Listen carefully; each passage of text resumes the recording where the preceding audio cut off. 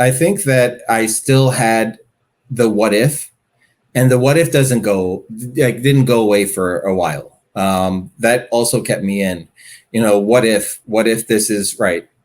I was doing like, what if this is a prophecy? What if that's a prophecy? What if this year it's going to be the end? What if that year is going to be the end? And it just kind of kept me stuck. But I've been stuck since 2012, and they tell you in 2012 that, well, if you're so concerned about times and dates, then, you're not worthy of the kingdom of heaven, So I just kept on, debating whether or not I should stay and see if this is, if their prophecies are going to come true, if in time, the world will end like they say it's going to, or if I just cut my losses of 10 years and start to try to figure out what I want to do with my life, as, everyone's life is you're slowly heading towards the grave. I'm given a finite time on this earth. Mm-hmm. So do I really want to spend it, doing things I don't think, are going to benefit me? Am I going to go out and preach to people and make them as miserable as I am by bringing them into the church? What am I supposed to do at this time? So that's why I decided I need to leave, even though the what ifs were there. What if I'm wrong? What if this is correct? You start to realize though after time that this church is really nothing in the broad world, it seems so big in your eyes through their propaganda videos, through, these church videos that they give you, but it's really not that big of a church. And, they say 3 point something million people, but that number is definitely inflated.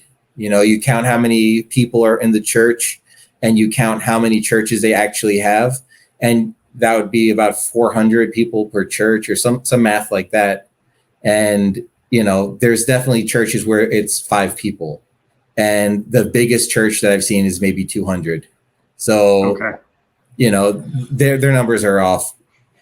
So the what if questions, one helpful way I think that people could deal with the what ifs, and I'm curious if this kind of was something that was involved in you being able to be free from the what ifs, is kind of going back to what you were saying a few minutes ago about how you were able to look around at all these other religions and groups who were arguing and thinking and in so much of the same way that you were, who were committed to their specific brand of religion, just as you were.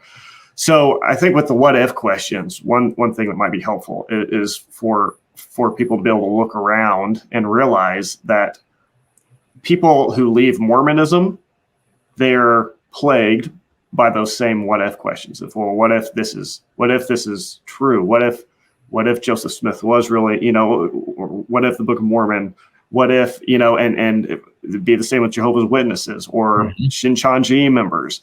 So you can look around and see that, there's nothing unique about this situation that I'm in. There's nothing unique about these what if questions and these fears.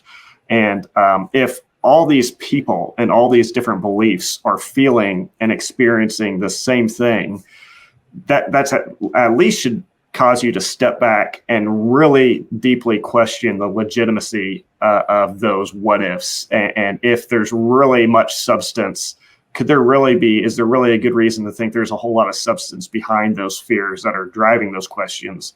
If you're able to look around and see that people from all these different belief systems are feeling the same exact thing. So did you have sort of those thoughts? Was that something that played into your ability to kind of move on from those fears? Absolutely. Actually, I was watching some testimonials from people who left those sorts of religions, and the way that they explained their experience in their churches, the way that they felt leaving the churches, the way that, they were excommunicated, shunned, called an apostate, all these different things that were done to them on their leaving, the way that they came in with love bombing. all of the things that I experienced, I could see it happen in all these other groups as well. So once I started to see that the environment was also the same and what happened to them after they left, it made me more comfortable, because then I can see my experience. It's something that just cults do. That's when I realized some people have a hard time using the word cult when they're leaving, but that actually was what helped me leave, is to realize when I started to see what cults were, that kind of opened my eyes that, oh, wow, this actually is a cult. It works the exact same way. And then once their teaching started to fall apart, there was nothing keeping me. Yeah.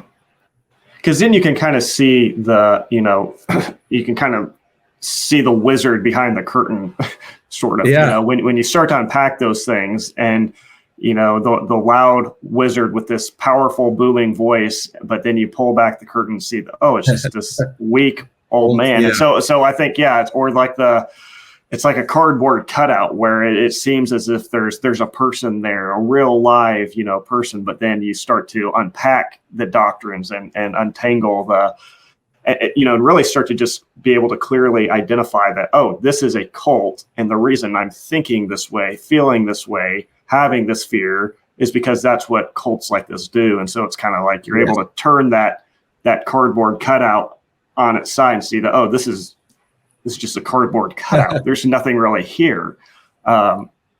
Yeah. That's very true. Once you start to see what it actually is, then you have less fear about it, because the same tricks are used. There's a method that works, and that's why it exists across the board in all these different cult groups, is because this is what they do. And that's why they also try to give that cartoon that you brought up, to get people to look at Steve Hassan as this awful person who's like an agent of Satan. Because if you look at his work or any of the other cult expert work, then you'll start to realize what they're teaching is something that's seen in many different churches that are, cult churches. And then that's going to open your eyes to the way in which this church operates. And, it's actually funny. They gave a video. They gave a couple of videos speaking against Steve Hassan. And in the videos, they say this woman, Dr. Mann, they say that she spoke negatively about his bite model. But even this doctor, they're like, oh, well, he's just has a master's degree. She has a doctorate. When they have, her quote speaking a criticism of his bite model, even she, that doctor, went out and said that the Church of God, the World Mission Society, is a cult. So even this, the quote that they tried to use in their defense, even that lady spoke against the church.